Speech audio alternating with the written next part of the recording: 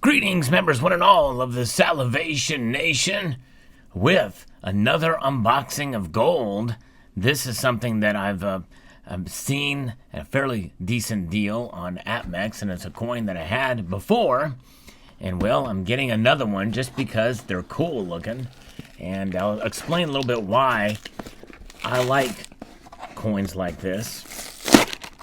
Design specific, this sort of thing, as we unbox it. Coming to us from AppMex. This has a package within a package, and I'm going to see if I can do this barehanded here. We break inside, break on through to the other side.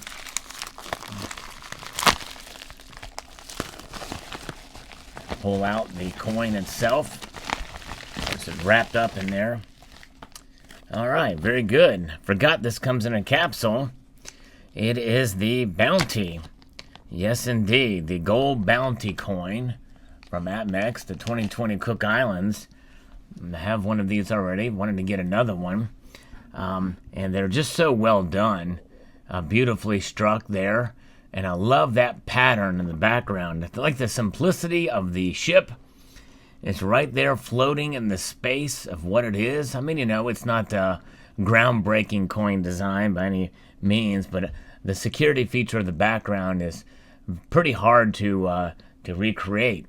It's a very kind of a wavy galoche pattern, and they've been making these coins for a couple of years. But just as the case here on the obverse, we have the Queen, and she's sort of just floating out there in space. Cook Islands is a nation of issue. 2020 is the year of issue for Queen Elizabeth II. So there it is. Very, very nice. And this is not the newest effigy of Her Majesty, but this is, I guess, either a couple of versions back. And the capsule's a little bit kind of scratched there, but the coin itself is nice and very well done. And I didn't realize it would come in a capsule. But what I like about this coin is that there's some continuity between the obverse and reverse. You know, one element in the middle with the galoche pattern in the background, and the font and the text is incused underneath of that background. And it's a little bit hard to read, but I think it's better that way with the polished portion there that you can see underneath of it. And it says 1 ounce gold, 1 ounce fine gold, 4 nines fine, so it's very pure gold. And then on this side, same thing. The fonts are behind the scenes, so there's consistency between the obverse and reverse, the front and the back.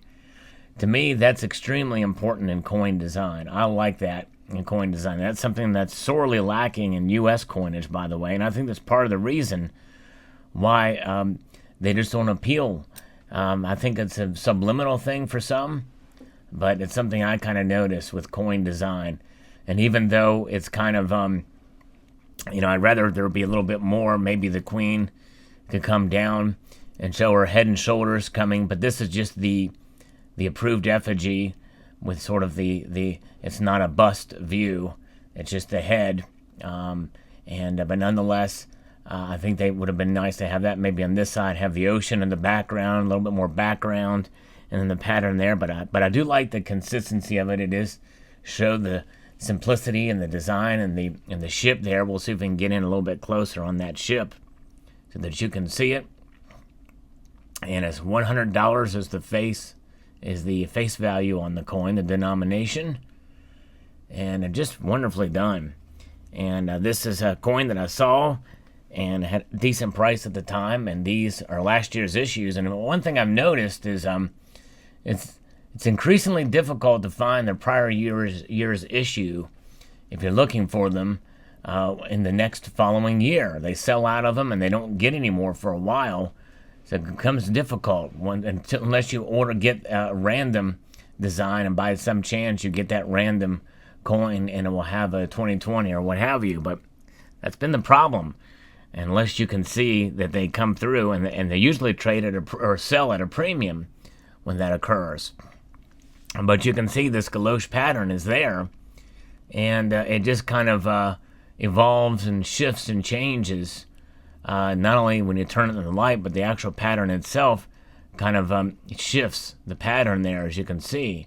I'm going to see if that same exact thing happens on this side. It's a little different here with how it's oriented, and the pattern shifts. But I like that. It's kind of neat.